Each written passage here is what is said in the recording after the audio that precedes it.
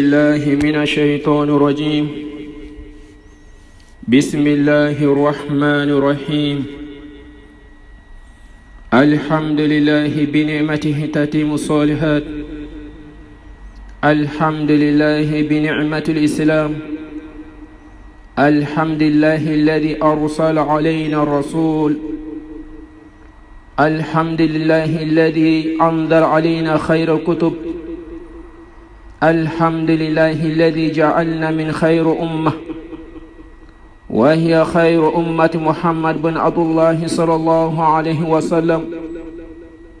أرسل الله رسوله بالهدى ودين الحق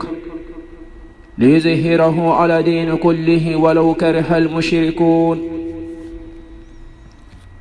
اللهم علمنا ما ينفعنا وانفعنا بما علمتنا وزدنا علما.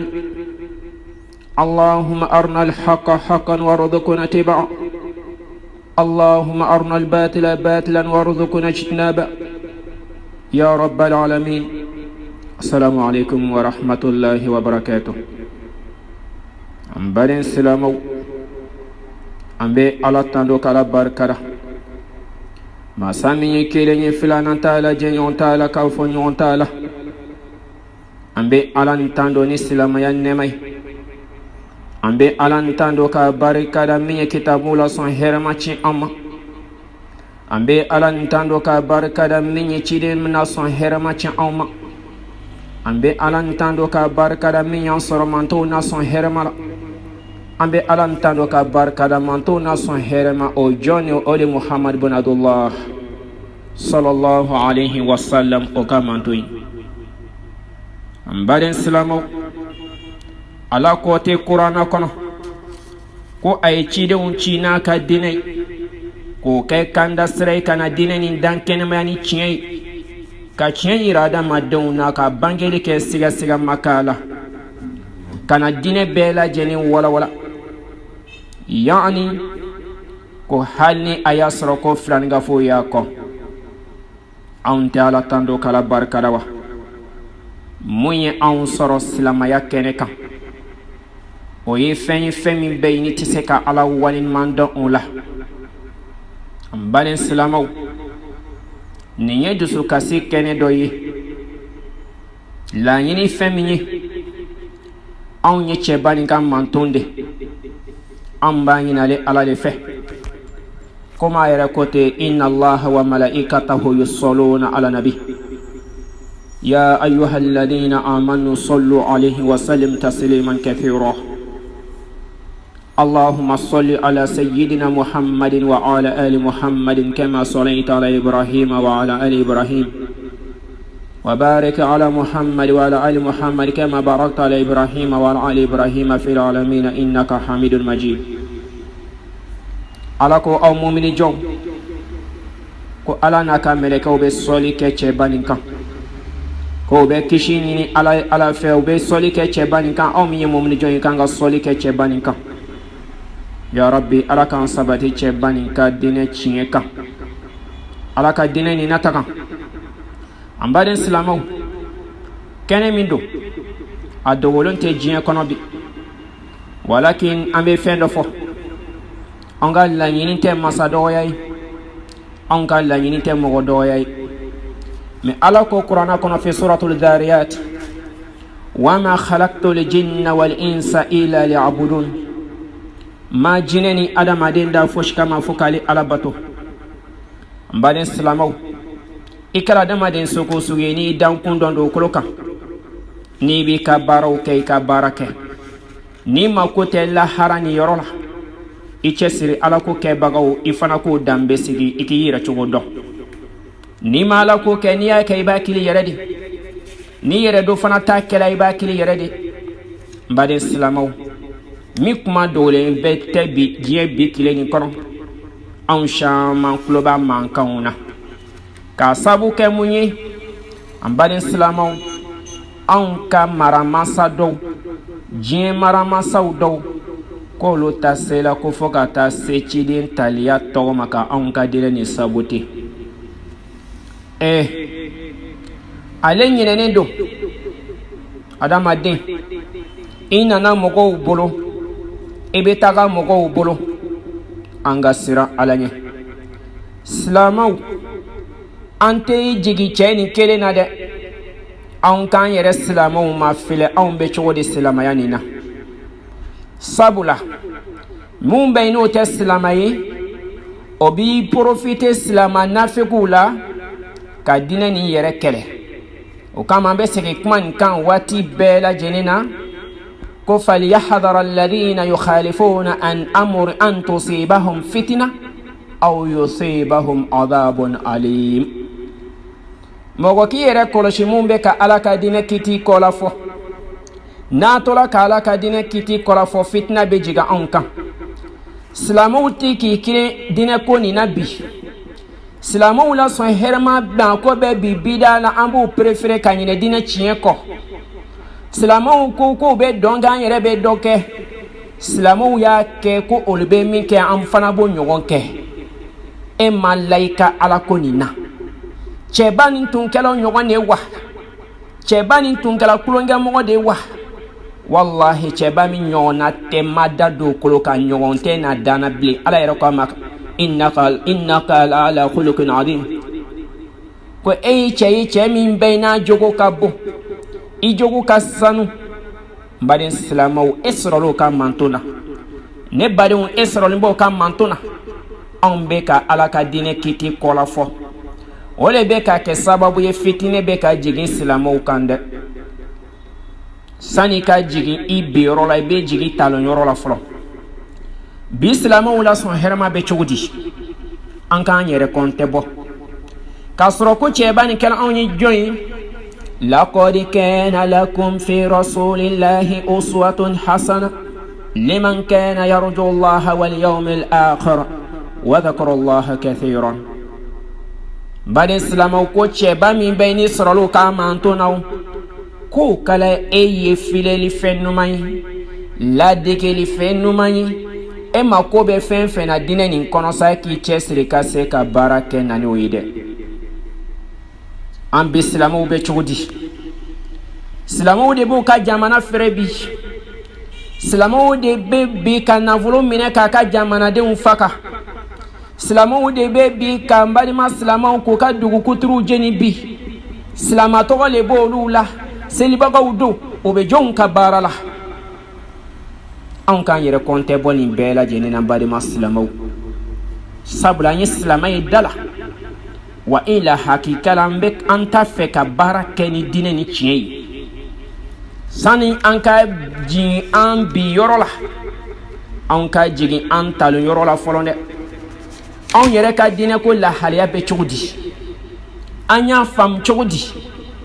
Cɛba min bɛ min a nana réconciliation kɛ diɲɛ kɔnɔ a ma mɔgɔ fisa ni mɔgɔ ye. Fitina min bɛ ka jigin an kan ko ni an m'an yɛrɛ cogo dɔn n'an ye Ala ka diinɛ kiti kɔla fɔ Ala ka fitinɛ bɛ jigin anw kan. O le fitinɛ bɛ silamɛw kan diɲɛ fan si tɛ bi yɔrɔ min sumalen don baliw.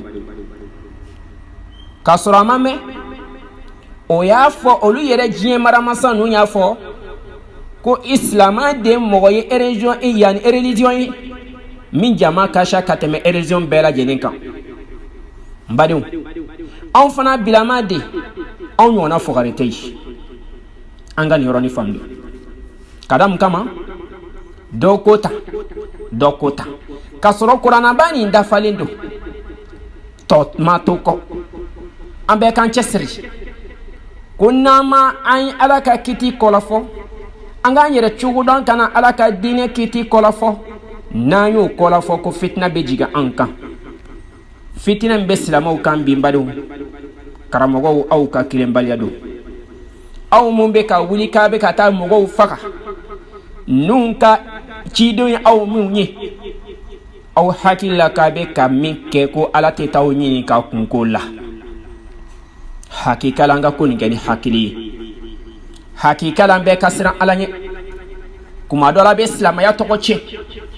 Aw de bɛ silamɛya tɔgɔ tiɲɛ. Aw kilennen don wa? Hakika la Ala ko don wa? Business don wa? Ce sont des business personnels ou bien c'est pour défendre la religion de Allah subhanahu wa ta'ala. Mbadou fitina mi b'an kan ka hakili to ɲɔrɔ la. أو يصيبهم عذاب عليم أمين بيكي بالا كي hakili sɔrɔ dɛ masakɛ ni min sela ka silamɛw ta o tɔgɔ ma ka anw ka silamɛ kɛ diinɛ nin kɛ fɛn ye ko fɛn min bɛ ye ko diinɛ jɔlen tɛ ko tiɲɛnikɛla diinɛ don ko diinɛ nin ye burujali diinɛ de ye ko diinɛ nin ye fagali diinɛ de ye n bani silamɛw ko anw ko ka ale yɛrɛ de ye fagalikɛla ye wallahi bana dɔ nana sisan diɲɛ kɔnɔ corona misili min gilanin bɛ ninnu bolo munna u ma se k'o corona nin kunbɛn ni misili nin ye dɛ e k'i yɛrɛ kɔntɛ bɔba ele ma se ka fɛɛrɛ sɔrɔ misili na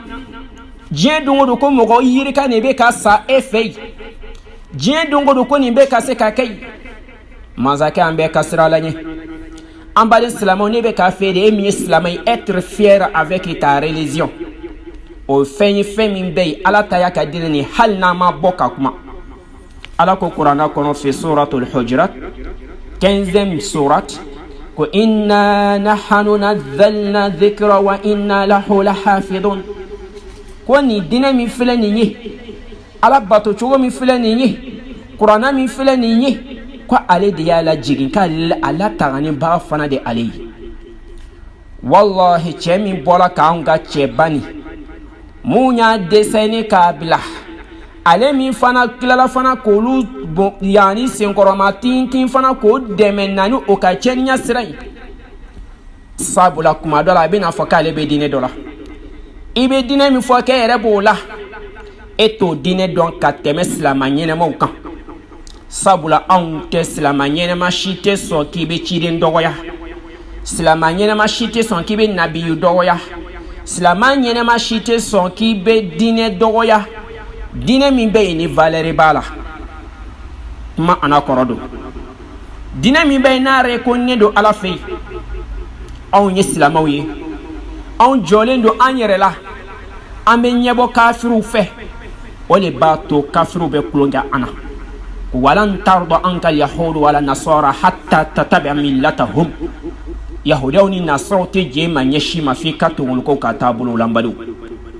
silamɛw aw t'a fɛ ka être fier avec votre religion chacun s'est fait minimiser par lui-même il se fait pas confiance il faut craindre Allah non il fait que seulement craindre des gens parce que je ne vais pas montrer que je suis musulman chers frères chers sœurs de l'islam nous partons où alors tu es musulman tu ne le fais pas pour quelqu'un, tu le fais pour Allah subhanahu wa ta'ala. Chers frères, chers sœurs musulmans, qui sont particulièrement en France aujourd'hui, je m'excuse, on n'a aucun problème avec le peuple français. On n'a aucun problème avec les peuples français qui ne sont pas contre l'islam. On n'a aucun problème avec les peuples français qui ne sont pas contre les intérêts des Africains. On n'est pas contre les Français qui sont... On n'est pas contre les Français qui soutiennent l'intérêt des êtres humains. Mais on est contre des gens. Ceux qui sont en train de détruire. Ceux qui sont en train de gâter la religion de Allah. Ceux qui sont en train de gâter le nom de l'islam. Ceux qui sont en train de pomper des gens aussi. Ils n'ont qu'à aller tuer les frères, les sœurs, aller détruire des villes des gens en disant qu'avec le nom de l'islam. Et c'est les mêmes personnes aussi qui gâtent les noms que la religion est comme ça.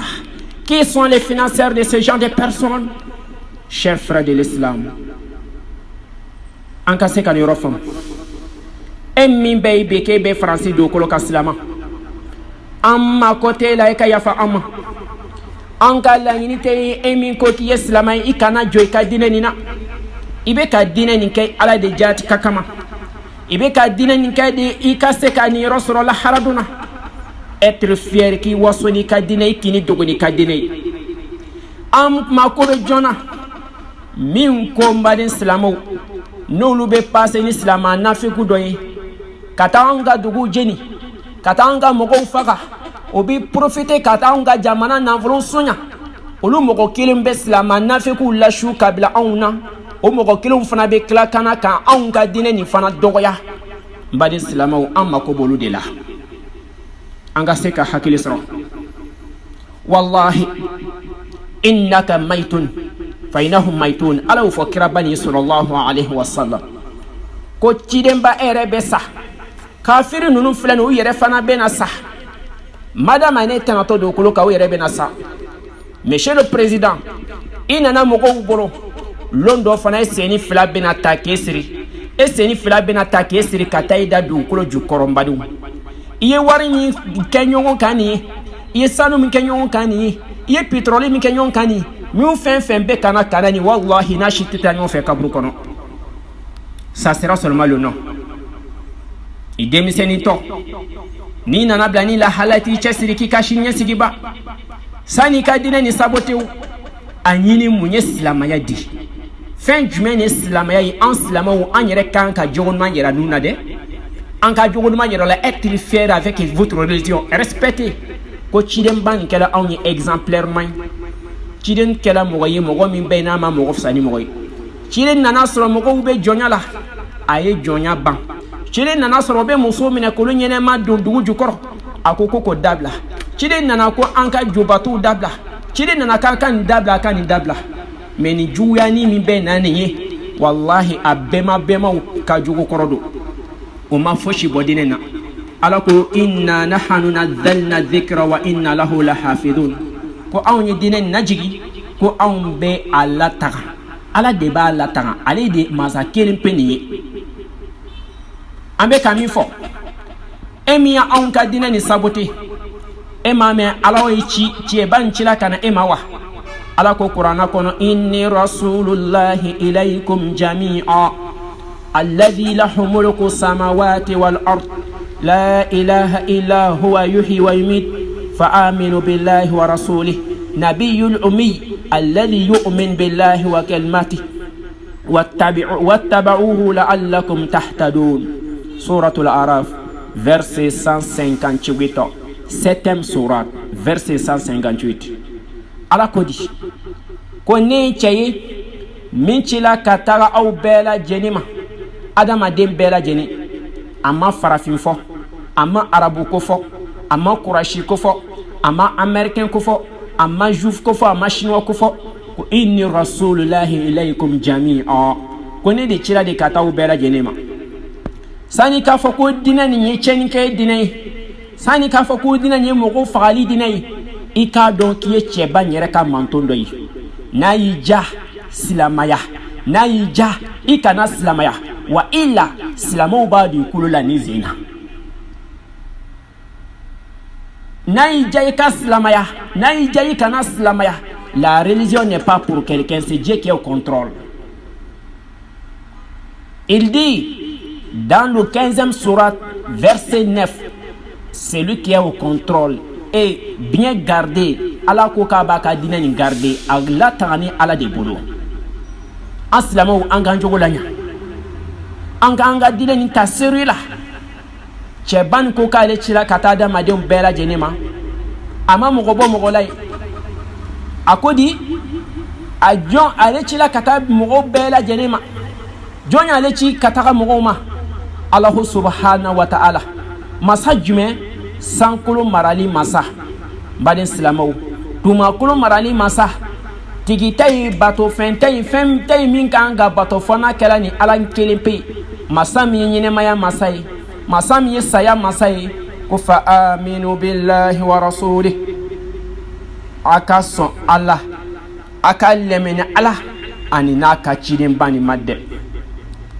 nabiyul ummi cɛba min tun bɛ yen n'a ma kalan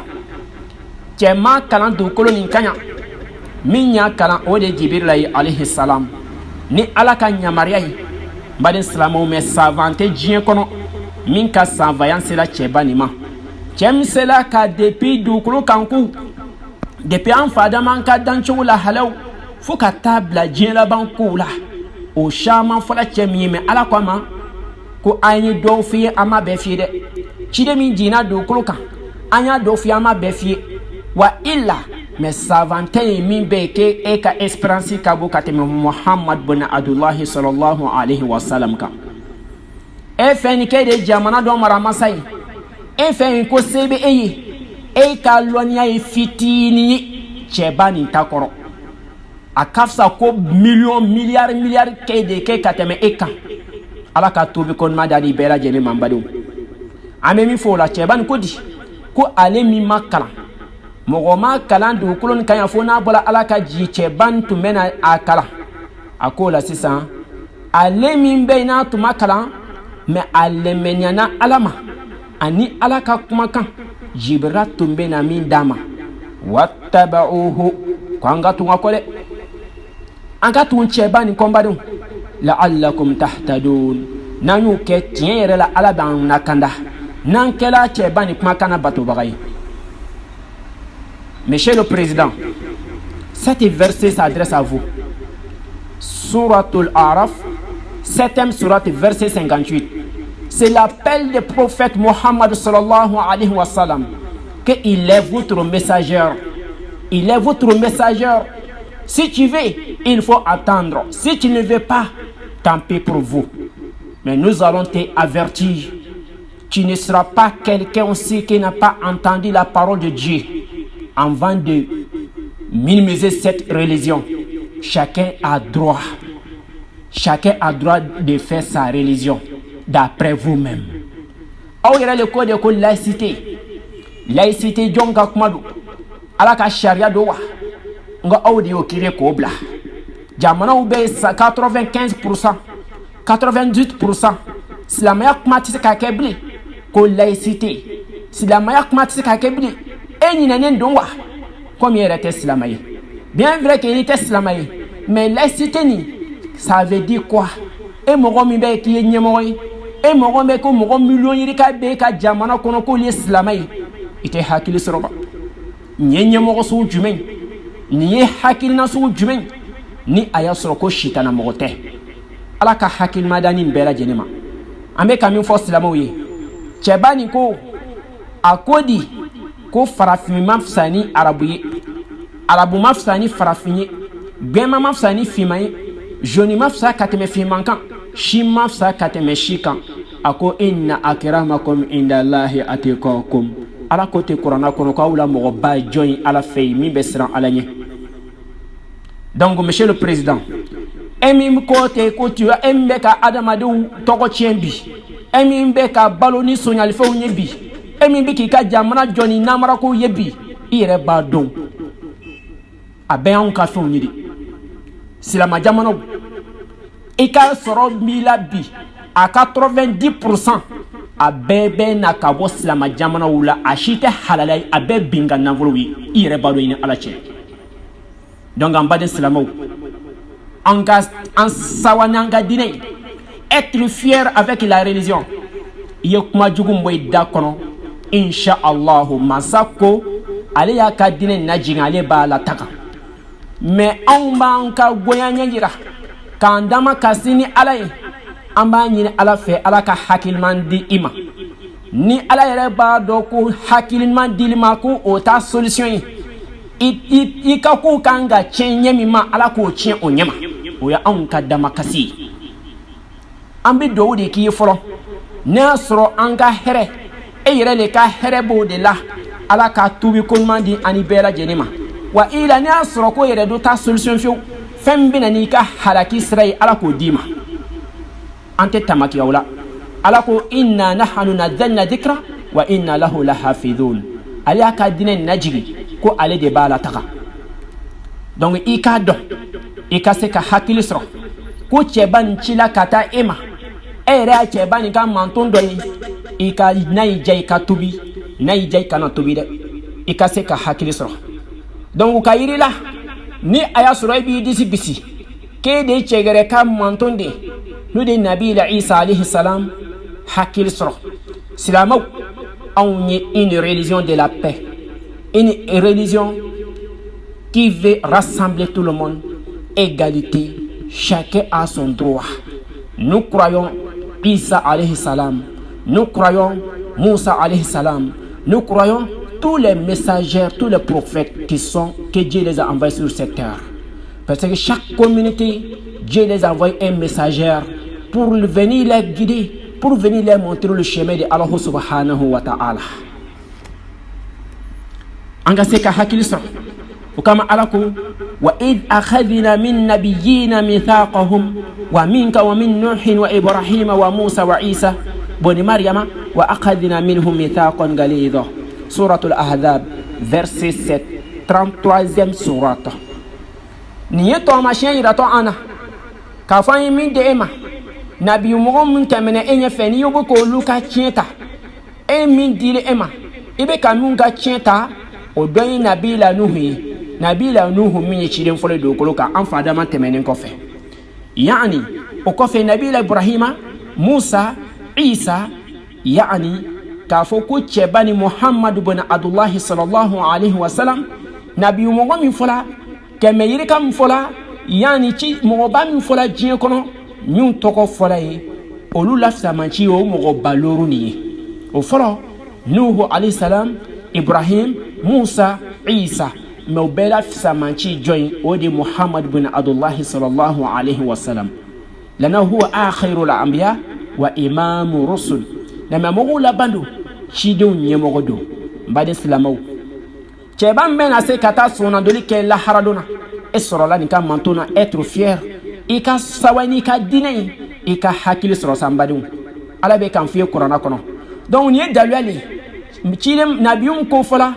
olu lafsa manchi nabi la isa yodoy musa yodoy amba jiya ka foke mi be wuri kibe islam dinai ni saboti kuma dola be ni doka dinai la ibi re dambe nani adoy halini aya soro ko chiye yerete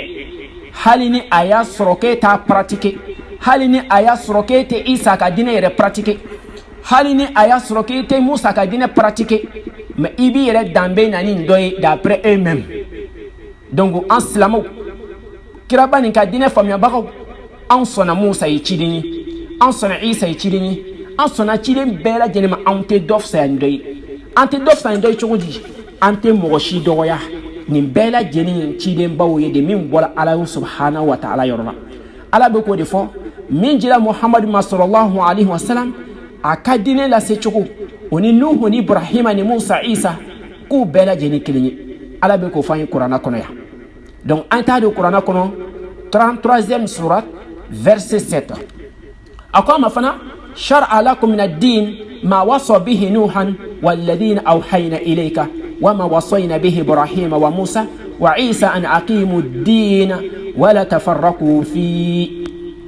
iman fana suratu shura verset 13 42e surat ay wala de ema dinenina la dilikana nabila nuhu nana kana mindi aka mogoma ay dine di manyamima ka dine explication di manyamima wala dilikan kele ni cho nabila nuhu de nana kunu daka mogoma min fana waladi awhayna ilayka ay mina jige cheban manudi muhammad sallallahu alaihi wasallam jibril tume jige macho antime wahila jima cho umnacho wama wasayna bihi ibrahima wa musa wa isa ko fana antime la jigini fana ke mu ibrahima ma antuma ke musa ma antuma ke isa ma an aqimu ad-din wa la tafarraqu fi ko auka joni ala ka dineni aka dineni kle aka dineni dan kenema ka fo de ko dineni bela jeni kinika be ala kele ban chede de mbade islamo ko akana dan fara do ni onche ibrahima ama nabila nuhu ka dine la bishi musa fana ma ibrahima la bishi isa ma musa la gisi muhammad fana sallallahu alaihi wasallam ama nkirin shi ka dine la bisi ko bena na de la dikan di fenkene tafridullah ala kelen pe ba ala kelen bancheli mbade islamo suratu shura verset 13 42e surata anga se ka hakili soro ka fo on islamo ante chilen fani chilinye mbela jeni che Allah subhanahu wa ta'ala ka mantun yani bena na fankelin de lase kuma dola monsieur le président ni aya soro ko ki isa ka mantun yi hakili soro isa yi muhammadu balma kedi musa ni isa mu ibrahima chilen mbela jeni nabila ibrahim nabila musa balmadi e ka mafleba wo chena na de kana dafa ka dinen to dafa memi fie ta do bible kono e ke chesiri ka nyanyini e ka mafleba tellement que jien marama san be ko ni yelema abe san waka yirka bobi san wa flan ko jati le flan bi kitabun be kay yelema ba yelema kay yelema kasra isa mi foy kala me ba e yani e ka jati ne kala 60e surat des versets 6 jusqu'à verset 9 60e suran biworoni kelina qur'ana kono ala kodiya وإذ قال عيسى بن مريم يا بني إسرائيل إني رسول الله إليكم مصدقا لما بين يدي من التوراة ومبشرا برسول يأتي من بعده اسمه أحمد فلما جاءهم بالبينات قالوا هذا سحر مبين بعد سلامونكم من جاتم لدي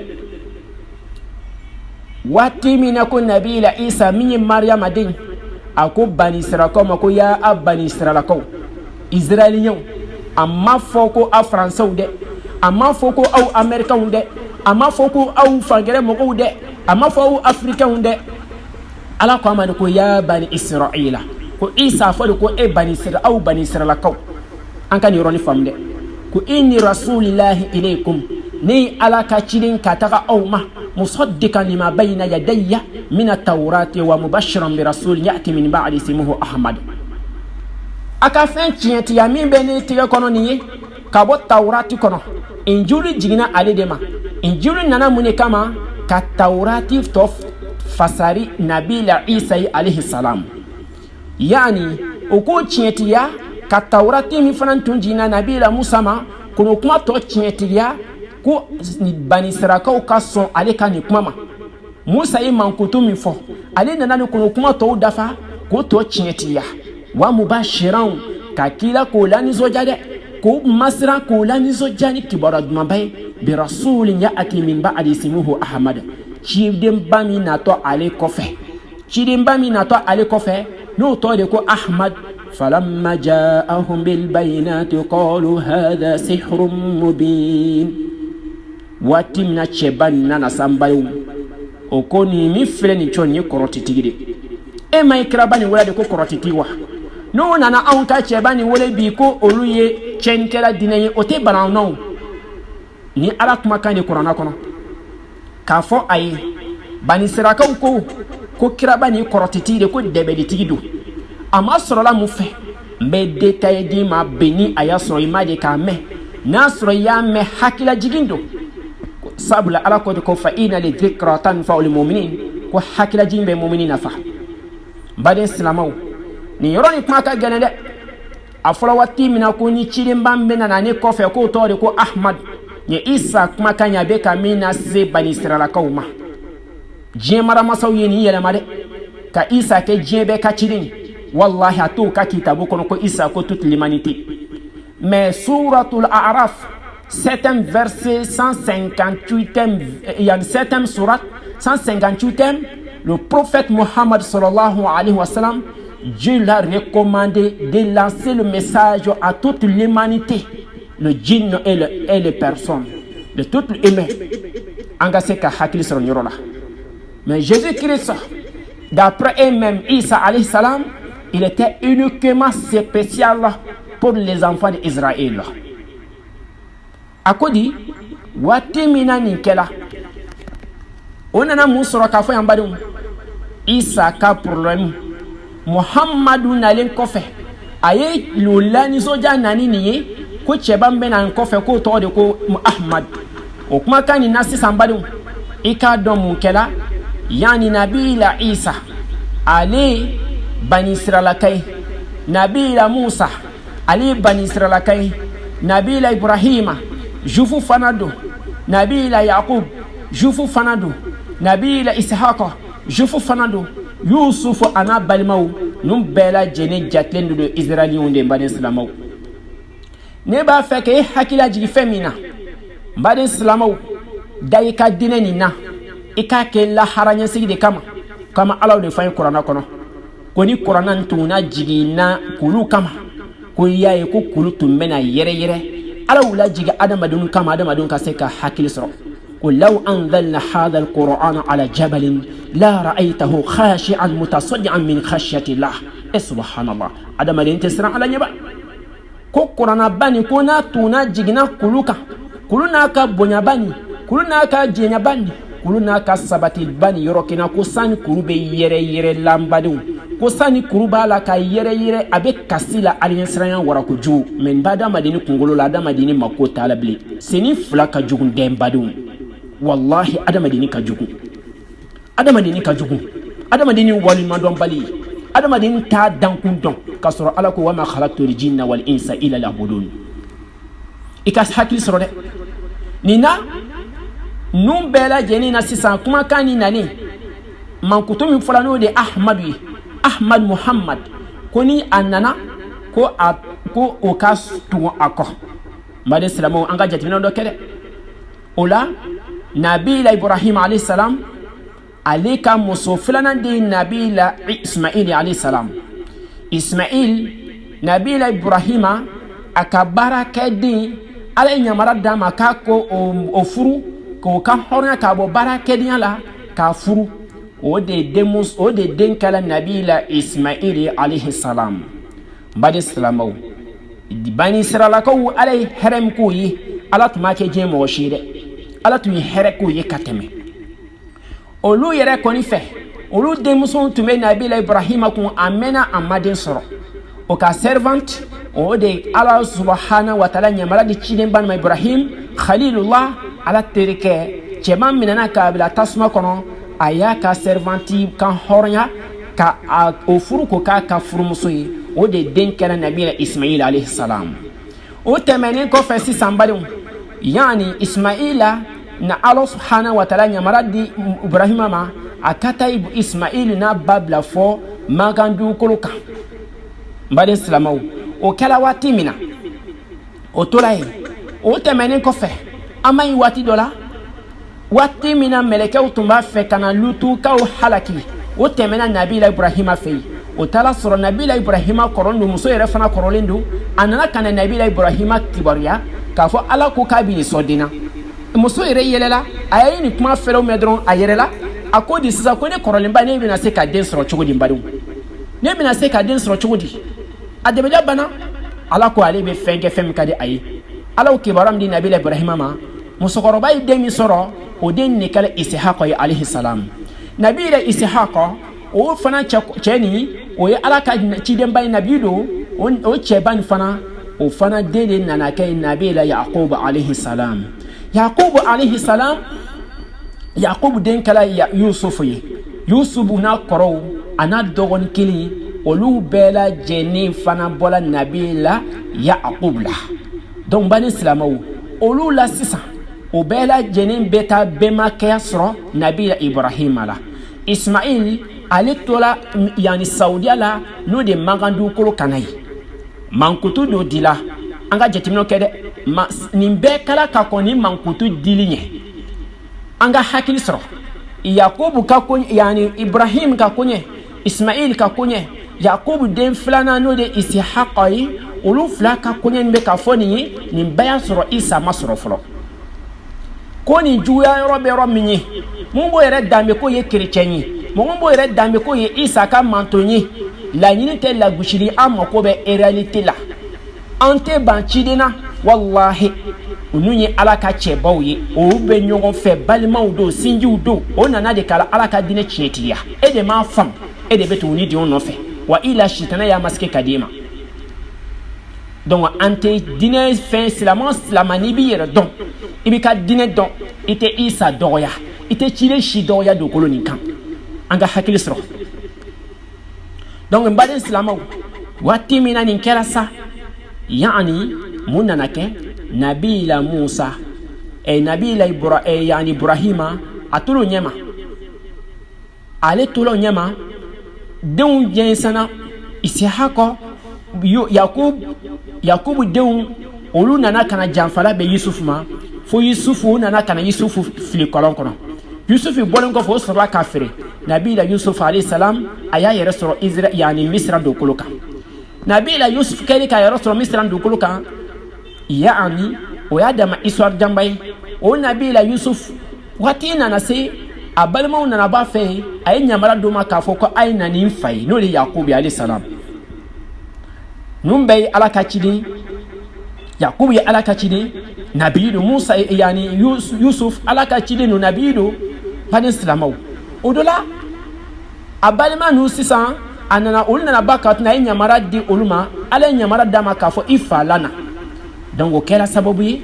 olu bɛɛ lajɛlen bɔra Israël dugukolo kan waati kɔnɔ ka famille bɛɛ kɛ i kunda Misiran kan olu tola yen sigi de la o tola yen sigi la fo nana bonya ka kɛ kabila 12 ni kabila 12 ni na sisan badenw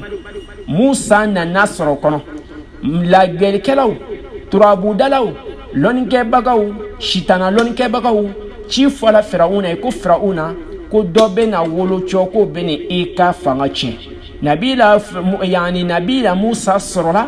Yusufu kɔ la Yakubu kɔ min tun bɛ Misiran dugukolo kan nabila Musa ale sɔrɔla olu la donc an badenw nabila Musa sɔrɔlu la Ala ye a kisi fo ka taa a lamɔ Firawuna yɛrɛ ka so kɔnɔ donc nabila Musa ale sɔrɔlu la Ala ye kilala ka ci d'a ma k'a ka ba ci fɔ Firawuna ye a ka bani sarakaw d'a ma k'a kɔsen ka taa Israël dugukolo kan baden silamaw o do la sisan Musa ni Firawuna karila ɲɔgɔn na a n'a ka masaya Firawuna n'a ka kafiriya baden silamaw e min ko bɛ k'a bɛɛ ta Ala ka tobi ko ɲuman di ani bɛɛ lajɛlen ma wa i la i ka masaya tɛ surunya Firawuna ta la hali fitini o n'a ka kafiriya saya nan'o ta tigɛ ma waati min na ko k'a bɛ tobi dɛ Ala ma jala Ala y'o kɛ taamasiyɛn ko kafiri bɛ ka hakili sɔrɔ baden silamaw o nabila Musa o kɔsina ni bani sarakaw ye ka taa yani Israël dugukolo kan o ko wula sisan san waati tɛmɛna nabila Isa fana nana banke mɔgɔ kelen ninnu na nabila Isa min nana banke a bɛ jigin olu hakili la toujours k'a fɔ ko nin bɛ nabila Ibrahima ka zuriyatu ye ko nin bɛ nabila Ibrahima ka zuriyatu ye Isihaka den Isihaka min ye Yakuba den Yakubu Isihaka min fana den yani Yakuba min ye Yusufu ye Yusufu na a kɔrɔw yani ana dɔgɔninw olu fana ka zuriyatu kɛra Musa ye Musa fana sela ka Israɛliɲɛnw fana sɛnsɛn ka bɔ Misira k'i kunda yani Israël kan donc olu selen Israël la Isa nana bɔ olu la donc a fɔlen sisan ko ciden bɛɛ nana kɔfɛ ko isimuhu Ahmad o la nisɔndiyalen nin ye olu hakili la sisan ko Ala ye hɛrɛba min k'olu ye cɛba min bɔra olu la ko k'a fɔ de ko masha Allah ko Ala bɛ na cidenba min bɛ k'a fɔ Isa fɛ ten ko o bɛ na bɔ olu la n baden silamɛw an ka nin jate minɛ dɛ e mɔgɔ min bɛ k'a minimiser k'i bɛ ɲɛbɔ ninnu fɛ hasidiya ɲangoya kira ka ɲangoya do hasidiya do min donna ale cɛ min yɛrɛ kunna ni a t'a ka diinɛ dɔn ka tɛmɛ anw yɛrɛ kan n'an b'an ka diinɛ dɔn e tɛ Isa fɛ ka tɛmɛ anw kan n'i b'i yɛrɛ damina n'o ye n'i yɛrɛ do to o ka diinɛ la tuubi ka taa Ala ma o de hɛrɛ ye an bɛɛ lajɛlen ma silamɛw a kana bɔnkɔɲɔgɔnya ninnu na dɛ an kana nun kanu nun t'an fɛ ko ye an ka hakili sɔrɔ nin n'a ɲɔgɔnna juguman ninnu n t'an fɛ dɛ ɲɔgɔn musaraka de don ji intérêt ko dɔrɔn de don an ka hakili sɔrɔ nin yɔrɔw la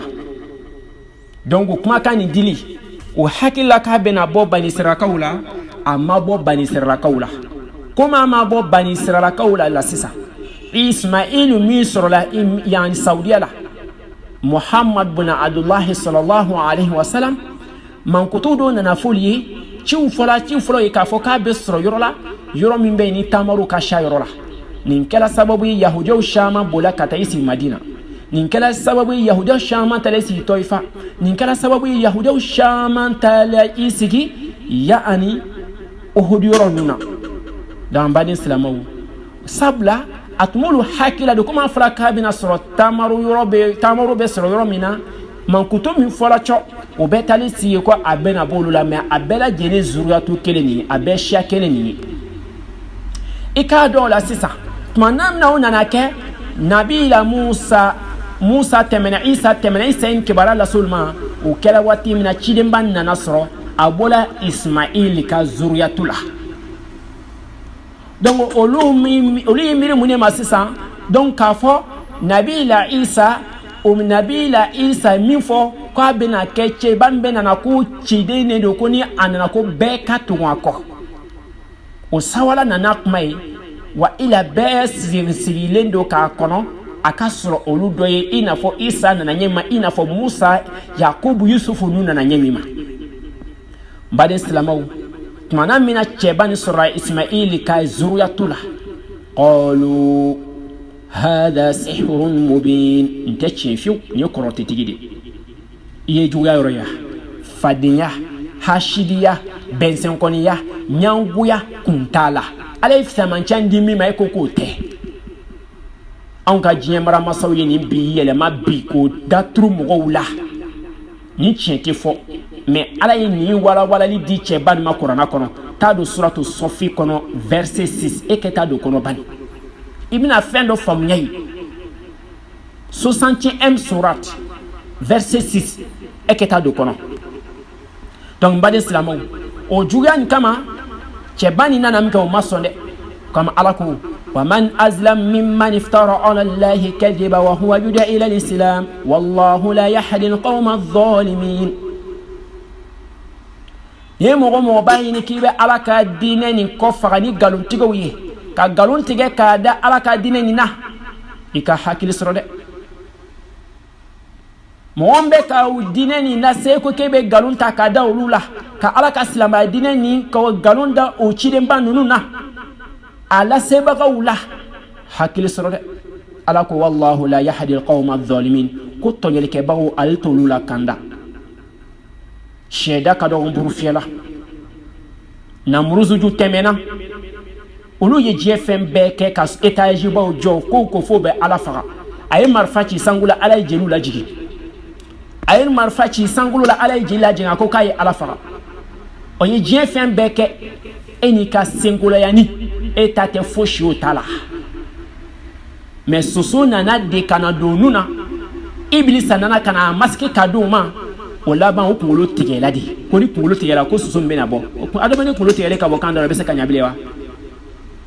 donc i ka masaya tɛ fɛn ye o ta kɔrɔ silamɛw n'i ka diinɛ nin dɔn i bɛ sabali n'i ka diinɛ i b'i muɲu n'i ka diinɛ i b'i sabali n'i ka diinɛ an k'an jogo la ɲa bani o de ye hɛrɛ ye anw ma fi dunya wal akhirah donc ɲangoya min kɛra sababu ye o ma sɔn i ma ala kuma kama wa yuriduna liyutfi'u nura allahi bi afwahihim wallahu mutimu nurihi walau kariha al-kafirun banbanci ninnu kafiri ninnu ko b'a ɲini cogo bɛɛ lajɛlen o bɛ ala ka diinɛ nin faga na n'olu ka fɛɛrɛw ye n'u ka kumakan jugu ye n'u ka sababu jugu ye n'u ka fɛɛrɛ jugu bɛɛ lajɛlen wallahi ala ko k'ale ka diinɛ nin nɔrɔ k'a tɛ faga dɛ hali n'a sɔrɔ ko kafiru y'a kɔ hali n'a sɔrɔ k'a man d'olu ye ala ko inna nahnu nazzalna dhikra wa inna lahu lahafidun suratul hijr aya 9 o bɛ fɛɛrɛ sugu bɛɛ lajɛlen tigɛ k'o bɛ diinɛ nin daturu ka bɔ dugukolo kan ala ko k'ale b'a ka diinɛ nin natagan dɛ hali e ɲɔgɔnna bɛɛ farala ɲɔgɔn kan n'a sɔrɔ yani mɔgɔ ɲɔgɔnna caman tɛmɛna ni se tun b'olu ye bi tun tɛ kira yɛrɛ tɔgɔ tun tɛ se k'a fɔ bilen ka sɔrɔ ala ko suratul shura kɔnɔ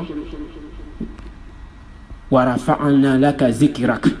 k'a ye ciden nin tɔgɔ kɔrɔfɔli sankɔrɔta k'a tɔgɔ fɔli diɲɛ kɔnɔ k'o sankɔrɔta ala de o ka ye fo ka taa buru fiyɛ san b'a la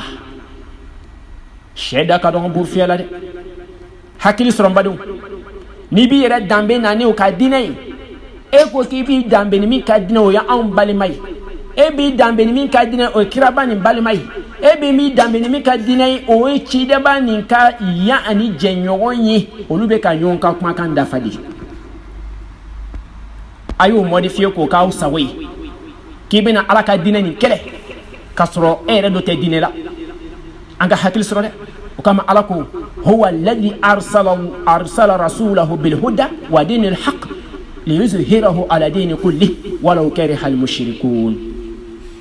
ala ko k'a y'a ka cidenw ci n'a ka kanda sira ni diinɛ ni tiɲɛ ye de kana fɛn nin walawala anw ye kana banke ni anw ye ka diinɛ tiɲɛ yira anw na manton fɛn fɛn nana de ko ciden dɔ cira ka taa diinɛ walawala olu ma an baden silamɛw hakika la an ka se k'a faamu ko hali n'a sɔrɔ ko filangafo ye diinɛ nin kɔn ka cidenw dankari ɲini k'a ɲini k'o bɛ dankari cidenw na lahalaya bɛɛ lajɛlen wa illa ko hali n'u y'a kɔn ala ko k'a y'a ka cidenw ci o b'o ka baara kɛ fiyewu n baden silamɛw ambe ka min fo silamu ye ambe ka hakili soro ambe ka min fo ambade unye ambe ka hakili soro alay ci fa qur'ana kono de alay ci fa qur'ana kono وقال الذين كفروا لن نؤمن بهذا القرآن ولا بالذي بين يديه ولو ترى إذ الظالمون موقوفون عند ربهم يرجع بعضهم إلى بعض القول يقول الذين استضعفوا للذين استكبروا لولا أنتم لكنا مؤمنين. اتجات من الوكبة سورة سبعي سورة سبعي 34e sourate verset 31 ko kafiru ko kulutina lemnani qur'an ma nyeshima min bulbulu yele dalin to lawta o bulu modifier ko modifier mi bote ko no de injilu ni tawrati o makutura o modifier bi mais adina tila mago ka watila olu ba do fembe mais bitaw ko te lemna fi amafiu fona ala min kanda de mbadu mais ko wati mina no tala jo matigi nyekoro kulu nyininka o ka baraketa wala ki ba o be ka nyon jalaki wol beto ka fo karsa muna ya keta muna beta o be ka nyon jalaki buna fo ko nan tumba do kan beso ka ke mu'minu yede jalaki kuma nana jalaki wati nana on islamawi anga sawani anka islamaya di mbadu ni asro bi ka dine do être fier avec ta religion. Alaka hakil mandani chen bela jenema alaka hakil mandi ananyo wana uma ema islama ya dineni ala mi fo qur'ana kono wa man yabtaqi ghayra al-islam dinan fala yuqbalu minhu wa huwa bil akhirati min al-khasirin koni mogomna nani dina gray islam ya dineni nalen ko fa bilin badu ala ko katem ne ko ka dinela nyeshima donc ambadi islamo min bayna teslamay ala ko qur'ana kono ko kafiru do mais ne o ko bo dine kan o ci de man nalen ko febli ala ko kate minali ko ka dine ma donc kuma en islama do ya bela jeni ke kele ko be ka dine la ka égalité kasro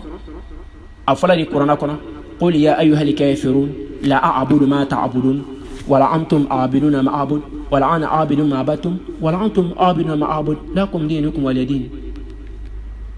Aw kafiru abe fen bata nebe mi bato kilintere aw tena ke fenya bina mi neta bato yere fna tena ke mo nebe na mi men aw tabato aw na ka dine do nen ka dine do bani tade do anga hakili soro ni mi fleni chebani juwan madame ne bikoy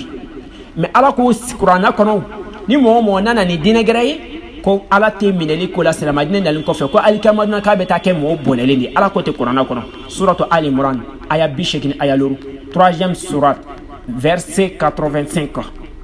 ala fana ko di inna dina inda allahi al-islam dine ala yorola wala islamay munye ki yere kulu ala subhanahu wa ta'ala ala min dima ika barake na noyi ay ben kabo mima ke kiroma jeya kabo mambade islamaw ante hakili soroba mbado ante jatimna do keba kasoro ala feno fayin وكذلك جعلنا لكل نبي عدوا الشياطين الإنس والجن يوحى بعضهم إلى بعض زخرف القول غرورا ولو شاء ربك ما فعلوه فذرهم وما يفترون سورة الأنعام verset 112 6e sourate verset 112 ala kodi kabo nyema ay chidi kain blalike nabi mogo bela jeni jugu ya mogola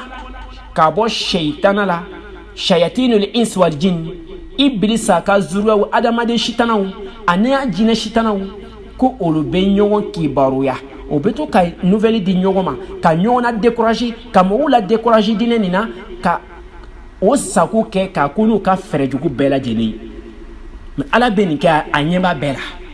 ala ko na tunya aleja ko te kenye shima na ya aleja o te kenye shima karamada de be ka kede on nanga silamaya être fier avec ta religion ikana nyogo yogo ikana nyugu yire la alors de fayde suratu an'am ayat kemen tanifla akufana wa kadhalika ja'alna likulli nabiyyin aduwan min almujrimin go afana bo nyama anye kelike nabi mogo bela jeni juya mogola kabo chengela wala ni man fele ni da kono nye shitana kuma yi adamaden shitana do adamaden shitana kuma ne ba da kono juya kan ne ba da kono chenin kan ne ba da kono ka lase silamaw ka se ka hakilo soro ate keni fitne de on te nenni kede me sheda ka dogo buru fela ale joro fu ite dine nina ni mbeke sababu yi ala be dine yere ke ka fanga soro ale ka jamana kan aye ka campagne pa de ke ni ala ka dine na ala ko de ali ya la dine na jigaba la ta afe ka bi na dine ni sabuti ka bi ni dine ni fanga ka doya wallahi amba jiya ni mbeke sababu yi ala be fanga di dine ni ma ale ka kuma kan kama ala ta ka dine koyi hali mo ma kuma ala ta ka dine mais on te se ka kete kan bantanga ni so goya yira sabla ko ana ke chukudo ya rabbi ala ka dine fama ko manda mema masami ko ala be wasake kanda fenyi ale be wasake yani demeni masai ala be kan fay qur'ana kono chenin kelaw ko ayin cili blali ke nabi mo bela jeni chenin kala dola jula mogola ale be juya sira bela jeni ta ina fo mi yere be islama na fe gu dola bimbadu anga hakil soro de ya rabbi ala ka dine fama ko madam bela jeni ma ambe mi islamo fe ambe ka se ka hakil soro ni jien mara masa nunu emi islamai e ka joun manta emi islamai hakil soro iki chesri ikana tonu ka datuila wa ila ni nuko ko islama dine ni ko terewsu dine do biblu kono terewsu ko kumati tora kono yani terewsu ko kumati bade islamo qur'ana kono fanati jowni terewsu ko kuma wuli olu miye jien mara masa wi cho jonka chide me en faso labi Johnny Beka anga sanu bobi Johnny Beka anga petrolu bobi Cheni Beka ke bif maliba wala Johnny ya finance bagawi Cheni Beka ke Afghanistan Johnny finance bagawi Cheni Beka ke Iraq Johnny finance bagawi Cheni Beka ke Syrie Johnny finance bagawi Cheni Beka ke Nigeria Boko Haram fe Johnny finance bagawi badu nunedo Johnny togo dan nuna de côté reçu bade islamo olu de ka to glanindo donc ni mo ngam ye fem togo da mo la adona chumo de ko ni togo ni nyenyi me nya glan esigale resenta la wa ante hakil soro ebini ka jamana bla problème na ni islama jamana be ko ka intérêt de ka jamana ko ne be muke population be wuldo ki mine ki siri kabuyi sabla te fo chez population koro ibe mo de kama ni be mo kama ni cheni kala nana atoyi na ka cheni ke ni masika la toyi damaku ko man kana yu'min billahi wal yawmil akhir fa yaqulu khayra aw yasmut ni le menalin do dunya la bama ni le menalin do alama idan be kema kula ki ka kuma man fo wala ki damaji adalinte saka kununa e demisen to ebi yere manguya an kona ambe do ki nanga herebila kanala alaka hakil mandani ma alaka tum kon mano ayi mais no yere do tala aywa ila ba ishirbi yere de anga manzaw africain mansaw aklangilen besra ma to de bala la siama silama jamanaw ande jatimno keba amma me ko awshi bolaka mokeli fo anga karamo go baw anga chesiri anga dine nyini anga kira ka dine nyini ka don ko cheban kala on to machine mai ima yode folan ko ma kana muhammadu aba ahad min rijalikum walakin rasulullah wa khataman nabiyyin wa kana allah bi kulli shay'in alima suratul ahzab aya binani ko chebani ma ke mo shifa ka ba aula mais ka donc ala ka cide no nabiyu labando ala be fen ke fem kadaye ale be fem bela jenen dom masay anga hakili soro de on ba yere dambe ni kira to yai on ba yere dambe ni kira so mo yai on ba yere dambe ni shirfu yai on joro yi munyin ko la de on sona wa kuma dola do ba fo ko kafiru beta kuma dola num beta anga hakili soro de e ka jatime ke ba mun be ka fo ko nu ko islamo yi tru suyi olu yere de oyi no sera ka kari an buluta ko bi no sera ka kari an ga fen sonyali ko bi no sera ka kari an ga mogo blali nyona islama nafeku o be passer munafiku do fay o de fraw ko idha ja'aka al munafiquna qalu nashhadu innaka la rasulullah wallahu ya'lamu innaka la rasul wallahu yashhadu innal munafiqina lakadhibun هؤلاء المسلمون الذين يقولون يسمون بنفسهم مسلمون كونوا نانا محمد باشرا وبافكو محمد عندنا دولا ده نيتشيدي مكو نيكو ala ko ka le rebado ko muhammad ala ka chidi mais nous munafiqun no ikado ko galuti galado donc mu fle ka to kirkaraw ta kada islama wala kibe kala ko islama kilo neni kibe kala ko islama dogoya kibe kala ko islama ya buruja ka soro de be ki balo olu ka fen sonyale una binkan fauna billahi beta be fono jahannama kono ibeta be fono jahannama kono ala nyembe islama wala ko mais ni kilin ala ta tuila comme en temps mansaw ulu fana kala nunka jownye on a notre liberté aw yere ya kile ko laïcité ika jamana ko islamu shama be mu yere fana be no te dine la ulu fana be aywa ite islama ko be do to de na be mi fo chrétien ka amba fo na nga dalo ye qur'ana kono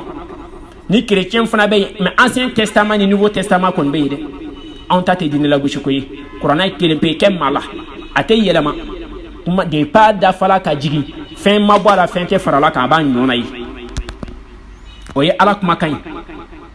comme wera tila mo ko tena lemena ala ka qur'ana kuma kama yo faham abe famuya donc en meka ministre mo fait on be ka hakili sro ala kero le fani sallallahu alayhi wa sallam من رأى منكم منكرا فليغير بيده فإن لم تستطع فبلسانه فإن لم تستطع فبقلبه كوني مغم يكون كوي نيكا مغم بوتا دو كيكا تيبو نيكا مغم بوتا تيكا فويدالا نو تسيكو كيكا كون إيدسكونا أنغا مساو أنغا بريزدان أنغا نيموغو كراموغو كلكم رائن وكلكم مسؤول عن رعيته bɛɛ la kɔlɔsilibaga ye bɛɛ bɛ taa ɲini ka i ka la kɔlɔsilifɛnw na dɛnbaliw hakika la dɔn ko ala bɛ taa ɲini ka i ka masaw mara i ka masaya kɛ cogo di i ka président kɛ cogo di e y'i ka jamana taraya ne bɛ ka e ka jamanadenw dɔw pɔnpe k'olu la su ka bila jamanadenw na ka ɲɔgɔn faga e ko k'e fana silama de a si tɛ yen ko min ye kafiri ye silamatɔgɔ b'o la munafikuya don wala silamaya don an ka hakili sɔrɔ ne bɛ taa lahara e yɛrɛ bɛ taa lahara n'u filɛ ten n'a bɛ siran olu ɲɛ cɛ komi de ye aw dan ala de ye anw bɛɛ dan o ma fisa n'anw ye ala ko tɛ kuranna kɔnɔ inna akramakum indallahi atqakum mɔgɔ b'a ala fɛ yen min bɛ siran ala ɲɛ monsieur le président manjani b'i fɛ yen carré kɔnɔna na Paris kɔnɔ France kɔnɔ diɲɛ ɲɛfɛlaw la en tant que i kura ala il est le seul unique a n'a ka dɛsɛbaatɔya a dalen don ala la a ka fisa n'i ye madama n'i ma sɔn ka tobi ka taa ala ma donc ala ko inna akramakum indallahi atqakum aw na sɔn hɛrɛma ala fɛ yen mɔgɔw bɛ siran ala ɲɛ farafin ko de silamɛw ko de tubabuw de anw dan n'u y'a kɛ tan se t'anw ye n'an bannen de don diyagoya bɛ bo k'an gɛn yaa ni fitina jiginna anw kɔnɔ wallahi fitna jiginna kan mais a ma sɔrɔ mun fɛ ko falyahdhar alladhina yukhalifuna an amri an tusibahum fitna aw yusibahum adhabun alim donc diɲɛ ɲaamini nin cɔ silamɛw yɛrɛ de ka bɛnbaliya don silamɛw ka kodɔnni don ala ka diinɛ kɔnɔ ka sɔrɔ de fara in fana ko an ka tugu ala a n'a ka kira kɔ ya ayuha alladhina amanu atiu llaha wa atiu rasula wa uli amri minkum ko a ka tugu ala n'a ka kira kɔ a n'a ka ɲɛmɔgɔ jumɛn mun bɛɛ n'u b'a ɲamara ka bila ala ko la dɛ e ka anw jigi jamana filɛ bi an ka muftiw taala min mamlukat arabiyatu saudiya baytul haramain makata mukarrama madinatu munawwara yɔrɔ min dugukolo ka fisa ni bɛɛ lajɛlen silamɛw de kan ka i kasi bi k'i jigida yen kan ya rasulallah ya allah ala ka diinɛ filɛ bi anw ka se ka hakili sɔrɔ anw ye mo kelen jumɛn ma olu da an bɛɛ k'an cɛsiri dɛ anw se min ye o kuma nin ye e min bɛ ne bɛ ɲɛwu yɛrɛ la hakili sɔrɔ diinɛ tɛ arabu ko ye diinɛ tɛ couleur ko ye diinɛ tɛ jamana ko ye diinɛ tɛ siya ko ye inna akramakum indallahi atqakum komi a fɔlen ye yani wa uli amri minkum dɔw bɛ préféré ka sujuru bi adamaden bi ka ɲini ala kɔ ati ulaha wa ati rasul an y'o bila kɛrɛfɛ diɲɛ la sɔn hɛrɛma kɛ min bɛ k'o bila kɔfɛ o bɛ préféré yani wa uli amri minkum o b'o yɔrɔ ta aya nin kɔnɔ fa in tanaza'atum fi shay'in farduhu ila allahi wa rasuli o fana bɛ ɲinɛ kɔ ko ni fɔnkɔɲɔ nana don an ɲɔgɔn cɛ min na a bɛ kɔsegin ka taa ala ka kitabu ma ani kiraba nin ka sunna an ka hakili sɔrɔ o bɛ k'a fɔ an ye kuranna kɔnɔ fɛ suratu nisa ye 59 baden silamɛw anw se tun min ye ka d'e ma nin kɛnɛ nin kan k'an ka nisɔngoya yira o de nin ye bi an b'a ɲini ala fɛ ala ka hakilima d'an bɛɛ ma kuma caman bɛ ka fɔ dɛ muso kɛra silamɛ ye kuma bɛ ka fɔ dɔ ye kira dessin o dessin nin fana kosɔn a ye ko kɛbali kɛ e min ye ɲɛmɔgɔ ye ko silamɛw e yɛrɛ y'a fɔ ko laïcité a y'o de kolokolo k'o bila diɲɛ kɔnɔ diɲɛ yɔrɔw la aw se bɛ mun na k'olu mara a se bɛ mun na k'olu k'a sago ye k'olu ka fɛnw soɲa a ye o laïcité kolokolo k'o bila olu fɛ yen e ɲɛmɔgɔ ne ye ɲɛmɔgɔ tilennen e ka balo kilan kelen bɛɛ mɔgɔw ka fɛn soɲalen e tɛ sɔn k'i b'olu ka diinɛ saboter n'a sɔrɔ i ye hɔrɔn ye ala ka hakilima d'an bɛɛ ma an badenw e min bɛ yen jamana kɔnɔ an bɛ hakɛto ɲini k'i fɛ han yani ko ni diinɛ kiti nana an bɛ tun ala n'a ka kira kɔ ko hali ni somɔgɔ don ni sinji don i ma surunyamɔgɔ don o fɔla n ye kuranna kɔnɔ dɛ an bɛ k'an ka nisɔngoya yira ko nin na a y'anw bila yɔrɔ min na fɛn min b'an kunna an k'an cɛ n'an b'a fɔ a tɛ bɛn walahi walada n'a b'a kama n'an ko an b'a fɔ an b'a ayɛri fila ka kuma na mɛ an bɛ nin kuma jɔ yan bi nin y'anw ka kalanden kuma ye ko nin na n'an seko damayira ye min fɔra k'a lase silamɛw ma ala k'a kɛ sababu ye silamɛw ka se ka faamuya dɔ sɔrɔ n'i y'a sɔrɔ e mɔgɔ min fana tɛ silamɛ ye sani ka silamɛya saboter i cɛsiri mun ye diinɛ nin diinɛ ɲɛɲini k'a dɔn ni diinɛ nin faamu tɛ kɛlɛ kɛ mais monsieur le président ye kan min fɔ nin ye a bɛ sɔn ka kɛ sababu ye k'a kɛ campagne ye silamɛya nin ye inshallah ala k'a kɛ sababu ye ka diinɛ nin sankɔrɔta ala ka yafa an dɔrɔmɛw ma rabbana atina fi dunya hasana وفي الآخرة حسنة وقنا عذاب النار ربنا لا تزغ قلوبنا بعد إذ هديتنا وهب لنا من لدنك رحمة إنك أنت الوهاب اللهم احفظ المسلمين اللهم من أراد المسلمون بسوء فاشغله في نفسه اللهم إنا نجعلك في نحورهم ونعوذ بك من شرورهم اللهم احفظ المسلمين في كل مكان اللهم من أراد المسلمون بسوء فاشغله في نفسه اللهم إنا نجعلك في نحورهم ونعوذ بك من شرورهم اللهم اكفنا منهم بما شئت يا رب العالمين سبحان ربك رب العزة عما يصفون والسلام على المرسلين والحمد لله رب العالمين والسلام عليكم ورحمة الله وبركاته